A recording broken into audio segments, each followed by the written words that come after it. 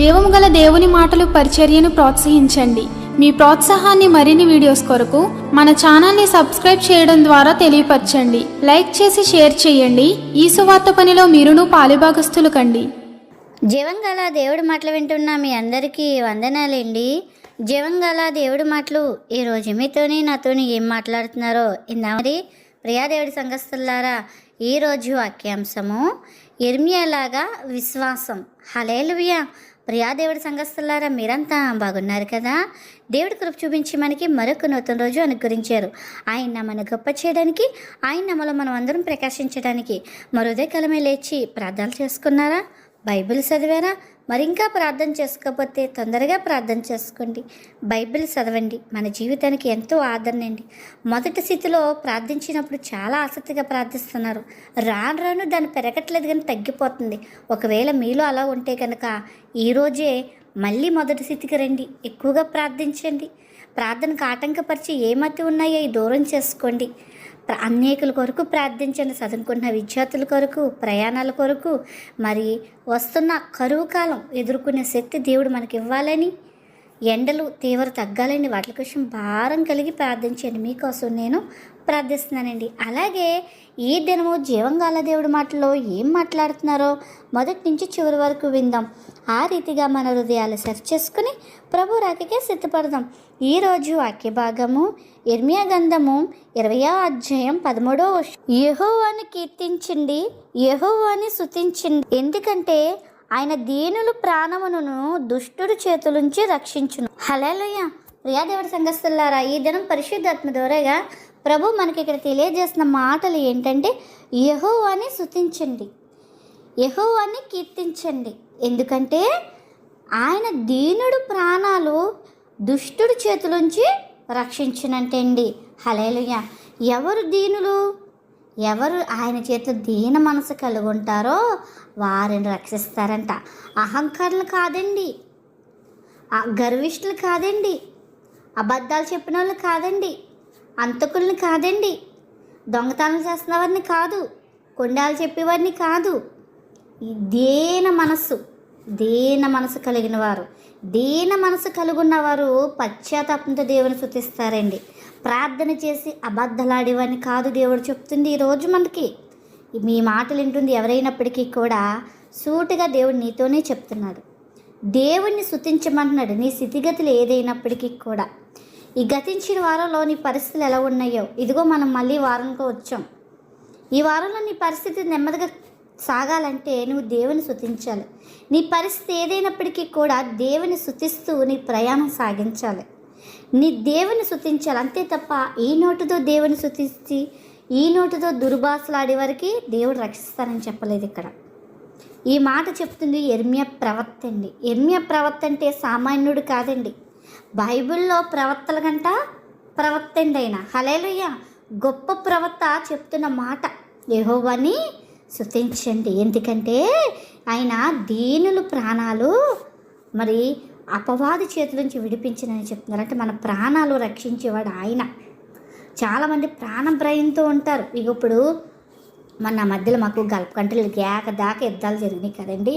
వామో నాకులా పనిచేసేవారు కోకలుగా వీడియోస్ పెట్టేశారు. జరిగేది ఒక్కంతు, చెప్పేది 100 అంతులు. ఎంతవరకు అది? అందుకే గల్ఫ్ కంట్రీ కూడా ఒక రూల్స్ ఇచ్చాడు. ఎవరిలోనా ఇలాంటి ఫేక్ న్యూస్ వీడియోలు వస్తే వెంటనే ఆ యాప్లు ఆగిపోతాయని చెప్పాడండి. దెబ్బకి వీడియోలు చేయడం మానేశారు. ఎందుకంటే ప్రాణం భయం కొంత, న్యూస్లు ఫాలోవర్ పెంచుకోవడం కొంత. ప్రాణ భయం ఉన్నవారు ఏం చేస్తారు? దేవుని స్తుతించాలి. నీ ప్రాణం భయం ఉంటే భయపడకు. నువ్వు ప్రభా నువ్వు వస్తున్నావు ప్రభా, నేను ఎదుర్కొనే సజీవిగా ఉండగానే ఎదుర్కొనే కృప నాకు ఇస్తున్నావయ్యా, నీకు స్తోత్రం, నా పితలకు లేదయ్యా, నాకు ఇస్తున్నావయ్యా అని నువ్వు స్తుతించు. దేవుడు ఆ స్తుతులు అంగీకరించి నేను తప్పిస్తాడైనా. హల్లెలూయా. ఇక్కడ చూస్తే ఇర్మియా గారిలోని ఇక్కడ చూస్తే ఇర్మియా ఈ ప్రవక్త చాలా కష్టాలండి. అందరూ కూడా అతన్ని ఏళన చేశారు, దూషించారు, కొట్టారు, అబద్ధ సాక్ష్యాలు పలికేంత ఇబ్బందులు పడుతున్నా సరే అతడు దేవుడి కొరకు మరి స్తుతించడం మానలేదు, ప్రకటించడం మానలేదండి. హల్లెలూయా. ప్రాణభయం ఉన్నవాడు ఏం చేస్తాడు? ప్రకటించడం మానేస్తాడు, స్తుతించడం మానేస్తాడు. కానీ ఇక్కడ ప్రాణ భయం లేదు, నా ప్రభుని స్తుతించాలి అని ఒక దున్యమైన విశ్వాసం కలిగి ఉన్నాడు, ఒక నమ్మకం కలిగి ఉన్నాడు.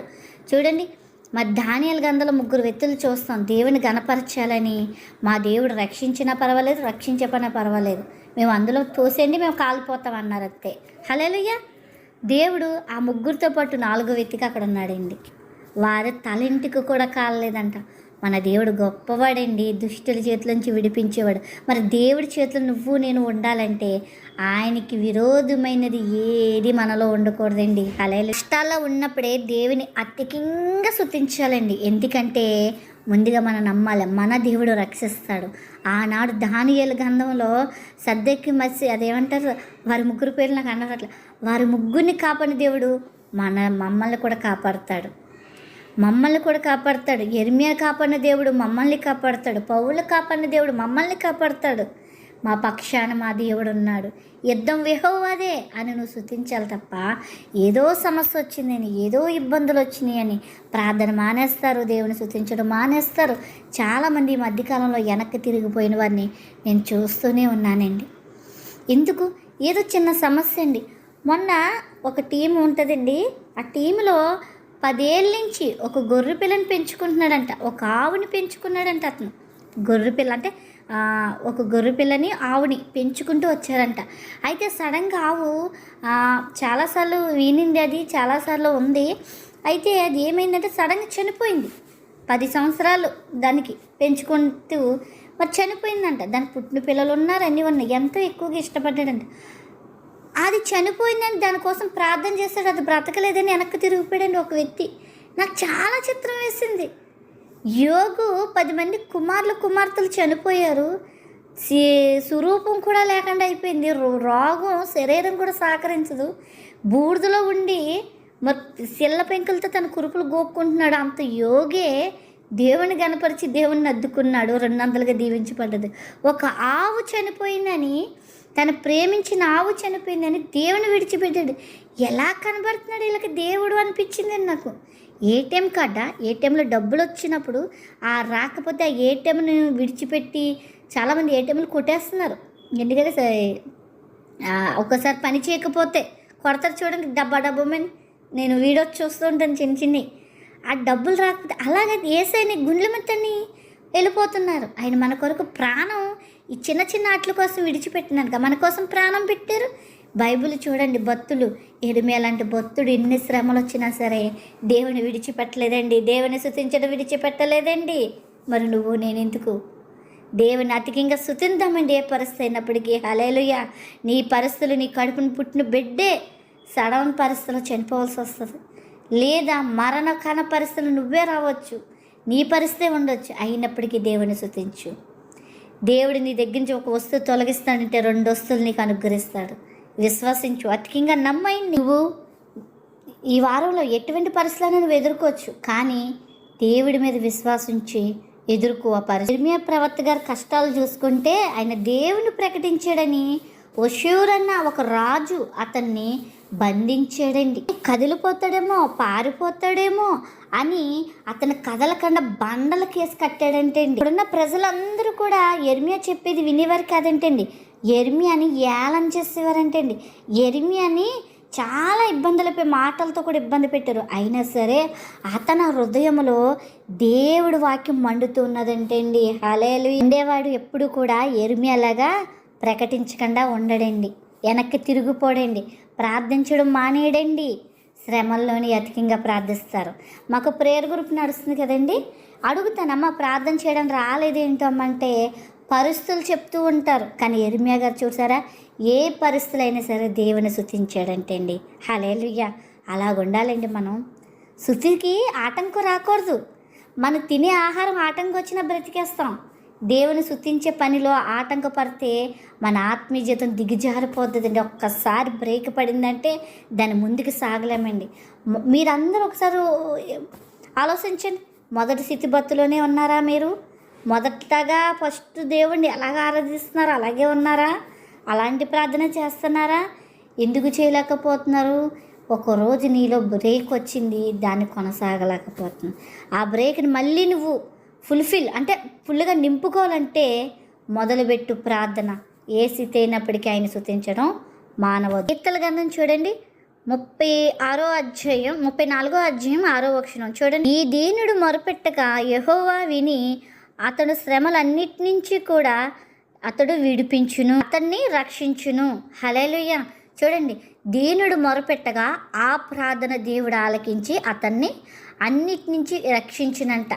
మరి మనం ప్రార్థిస్తే రక్షించడా? భక్తులకు ఒక్కరికైనా దేవుడు కాదండి. ఏంటో ఈ మాటలు వింటుంది నీకు దేవుడే, ఈ మాటలు చెప్తుంది నాకు దేవుడే. దేవుడు మన సకల భూజనులకు దేవుడైన ఈ మాట అందరికీ కూడా వింటుంది, నీతో కూడా చెప్తున్నాడు, నిన్ను కూడా రక్షిస్తానని. రోమీయులు రాసిన పత్రిక 8వ అధ్యాయం 28వ వచనంలో ఇలా చెప్తున్నారు. దేవుడు ప్రేమించిన వారికి ఆయన సంకల్పన చెప్పిన పిలువబడిన అందరికీ మేలుకే సమస్తము సమకూడి జరుగుతున్నవని. చూడండి, ఇక్కడ సమస్తమును ఆయన పేరుని అంటే ఆయన పేరు పెట్టిన జనంగాలందరికీ కూడా సమస్తము సమకూరే జరుగుతున్నాయంట. మనకి ఏదొచ్చినా సరే మనకు మేలే తప్ప కీడేం కాదండి. పరీక్షించుకో. దేవుడు పెట్టే పరీక్షలో మనకు మేలు వస్తుంది తప్ప కీడు రాదు. అపవాది పరీక్షలో మనం ఓడిపోయామనుకో పాపంలో పడిపోతాం. ఆ పాపాన్ని జయించాలంటే వాక్యం అనే అడ్డుగోడలో నువ్వు ఉండాలి. వాక్యం అనే అడ్డుగోడలో నువ్వు ఉన్నావనుకో దాంట్లోంచి తప్పుపో. నీకు ఆ అడ్డుగోడ ఉండాలి, ఆ కంచి ఉండాలి. నీకు ఆ కంచి ఉందో లేదో ఒకసారి నీకు పరీక్షించుకో. ఏరిమేలాగా విశ్వాసం కలిగి ఉందాం. ఏ పరిస్థితులు అయినప్పటికీ కూడా నీ కుటుంబ పరిస్థితుల, బిడ్డల పరిస్థితుల, ఎలాంటి పరిస్థితులు అయినా సరే ఎరిమియాలాగే విశ్వాసం కలిగి ఉండి దేవుని స్తుతిందాం, యెహోవాని కీర్తిందాం, యెహోవాని స్తుతిందాం. ఆయన దుష్టుడి చేతిలోంచి మనల్ని విడిపిస్తాడు. హల్లెలూయా.